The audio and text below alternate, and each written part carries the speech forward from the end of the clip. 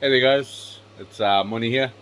Just gonna update you guys with this system here.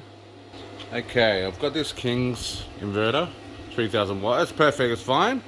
One thing that it doesn't do is a 48 volt system or 24. It only does 12 volt. So by saying that, this MPPT can only draw in 720 watts maximum. So I've got two old panels connected to it. I've got pretty much 16 panels, but I can only utilize two to charge those batteries.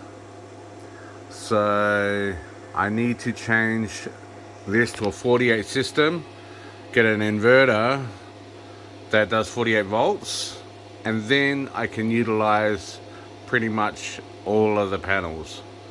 Oh no, not all the panels, just 8 new panels. And that'll give me like 2,800 watts coming in. So until then, I've got to fork out somehow I've got to get some money for a new inverter. But until then, I'm just going to utilize this. It's not efficient enough. I've got my fridge and freezer basically on it, and that's it. And a battery charger for these two. Battery charger hooked up onto these two, but that's it. And then I've got this system. This is 600 watts. So this does our lights, our fans, charging all this equipment, power to all the rooms, and just for 600 watts. And it does our water pump as well. So this is doing quite well. Just this for that. But for our fridge and freezers, I need to get a bigger. We're looking for probably a 5,000 watt to a 10,000 watt inverter. If I can get that, that's around about $600 Australian. If you buy it from China, or you can go out on eBay for about $1,000, around about $600 to $900, depending on what brand. But yeah, so I don't know where we're going to get the money to get that sorted, but yeah, that's our wish list, to get a new inverter. So just get a new inverter, put it there, cause basically our old inverter is down there.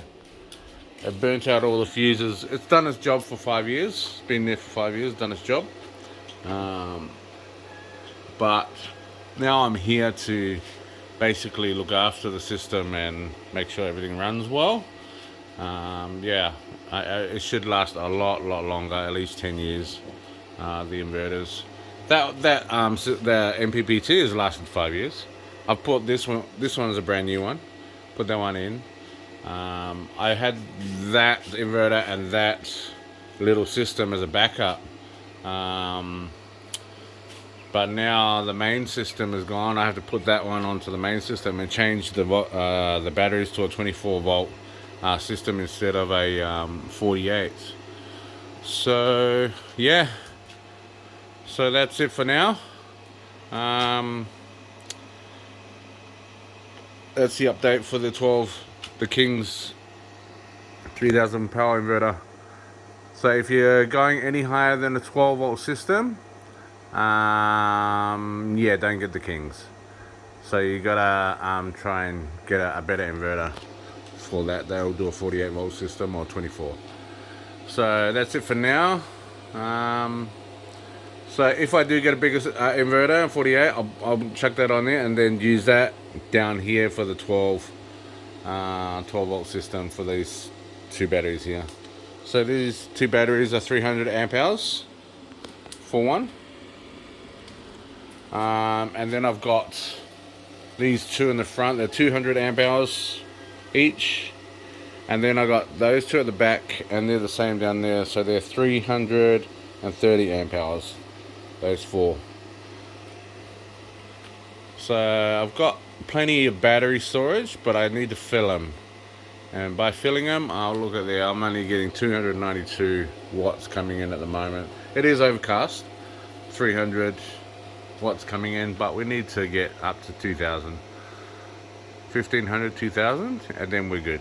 Then we should be able to run the kettle, run the air fryer. Because the kettle and the air fryer, it saves us gas. Saves on gas. So it's $50 for a 9 kg gas bottle. And basically we do our baking or our cooking our chicken in there in the air fryer, and also turning the kettle on for cuppers. Just use the kettle, electric kettle, saves on gas, so that saves us money in the long run. So the investment on a new one will pay itself off real quickly. Let's say every month or every 3 weeks, we get a 9 kg gas bottle, and I think it's every fortnight if we don't have a kettle, and if we're hitting the kettle up and that, yeah, probably every 2 weeks or 3 weeks. But yeah, so yeah, need to invest in that, and gonna try and sell something or do something to be able to get it. But if anyone's offering out there, yeah, thanks a lot, guys. Alright guys, thanks very much. Bye for now.